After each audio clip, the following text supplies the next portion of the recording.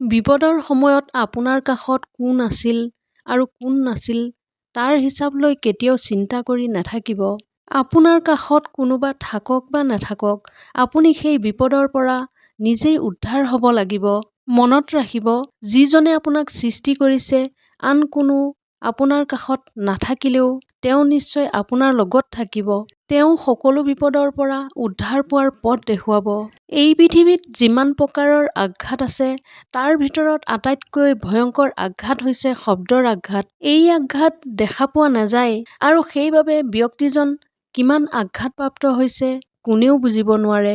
কিন্তু এই আঘাতত মানুহ ভিতৰি ভিতৰি সৎবিসৎ হৈ পৰে। গতিকে কাৰোবাক কিবা এটা কোৱাৰ আগতে এবাৰ ভাবিব লাগে, আপোনাৰ মুখৰ পৰা ওলোৱা শব্দৰ বাবে আন এজনৰ মনত কিমান বেয়া প্ৰভাৱ পৰিব পাৰে। অতীত আৰু ভৱিষ্যত দুয়োটাই অদ্ভুত। অতীতটো কেতিয়াও ঘূৰাই পাব নোৱাৰি আৰু ভৱিষ্যতে কি হ'ব কোনেও জানিব নোৱাৰে। কিন্তু মানুহে অতীতক লৈ দুখত ডুবি থাকে আৰু ভৱিষ্যতৰ কথা ভাবি ভাবি বৰ্তমানত সুখী হ'বলৈ পাহৰি যায়। আপোনাৰ বাবে 3টা উপদেশ। নম্বৰ 1, কাৰোবাৰ মনৰ ইমান গভীৰতালৈ নাযাব য'ৰ পৰা তেওঁ আপোনাক বাহিৰলৈ পেলাই দিলে আপুনি গৃহহীন হৈ পৰিব। নম্বৰ 2, কাৰোবাৰ লগত বেছি কথা নাপাতিব। যদি তেওঁ আপোনাৰ লগত কথা পতা বন্ধ কৰে, তেন্তে আপুনি বাকৰুদ্ধ হৈ পৰিব। নম্বৰ 3, কোনোবাই সহায় কৰিব বুলি মুখলৈ চাই বেছিকৈ ৰৈ নাথাকিব। তেওঁ যদি আপোনাক সহায় আগনবঢ়ায়, তেন্তে আপুনি অসহায় হৈ পৰিব। যিখন সংসাৰত পতি বা পত্নীক বেয়া উপদেশ দিয়া মানুহ আছে, সেইখন সংসাৰত কেতিয়াও শান্তি নাথাকে। শান্তিৰ অস্তিত্ব কেৱল সেইখন সংসাৰতহে থাকে য'ত স্বামী স্ত্ৰীৰ মাজত গভীৰ আস্থা আৰু বন্ধুত্বপূৰ্ণ সম্পৰ্ক থাকে। সহজতে সুখী হোৱাৰ কেইটামান উপায়। আনৰ ভুলবোৰ কেতিয়াও বিচাৰিবলৈ চেষ্টা নকৰিব।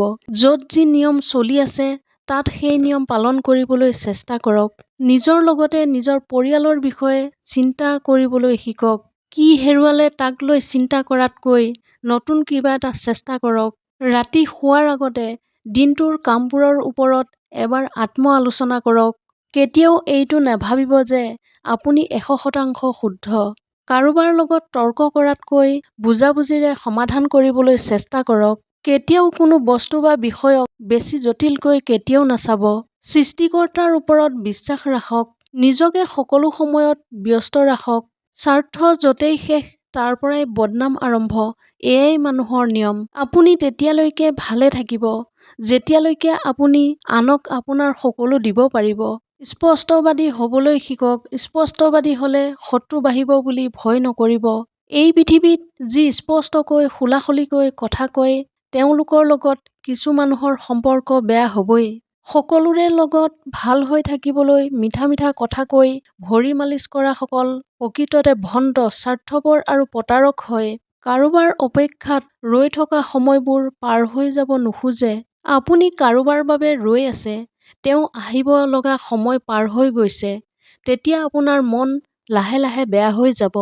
আপুনি এনে অনুভৱ কৰিব যেন ঘড়ীটো বন্ধ হৈ গৈছে, সময়বোৰ আগবাঢ়ি যোৱা নাই। আপুনি কোনোবা বিশেষ এজনৰ ফোন কলৰ বাবে ৰৈ আছে, কিন্তু আপোনাৰ ফোনত সেইজনৰ পৰা কোনো ফোন নাহে। আপুনি ফোনটোৰ অপেক্ষাত ৰৈ আছে।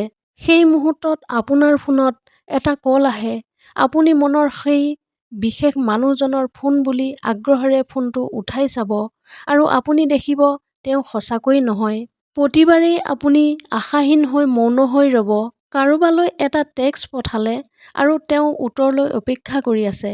সেই বিশেষজন গোটেই দিনটো অনলাইন আছিল, কিন্তু তেওঁ আপোনাৰ মেছেজৰ উত্তৰ দিবলৈ সময় নাপালে। দিলেও আপুনি আশা কৰাৰ দৰে নিদিয়ে। আকৌ আপুনি উচুপি উঠিব। এটা জীৱনত বহু কাৰণৰ বাবে আমি অপেক্ষা কৰিব লগা হয়। সকলোতে অপেক্ষা মাথোঁ। সদায় আমাৰ কেতিয়াও ভাল নহয়। বহু অপেক্ষাৰে ফল মিঠা হয় যদিও কিছুমানৰ ফলাফল সুন্দৰ কেতিয়াও নহয়। সেইবাবে মানুহৰ বাবে সিমানেই অপেক্ষা কৰিব যিমান সেইজনৰ প্ৰাপ্য। যিজনে আপোনাক অত্যাধিক ইগনৰ কৰে, তেওঁলৈ অপেক্ষা কৰা বাদ দিয়ক। যিয়েই আপোনাৰ মূল্য পায়, তেওঁ কেতিয়াও আপোনাক ইগনৰ নকৰে। যদি ভিডিঅ'টো আপোনালোকৰ ভাল লাগিল, তেনেহ'লে চেনেলটো ছাবস্ক্ৰাইব কৰিবলৈ নাপাহৰিব। ধন্যবাদ।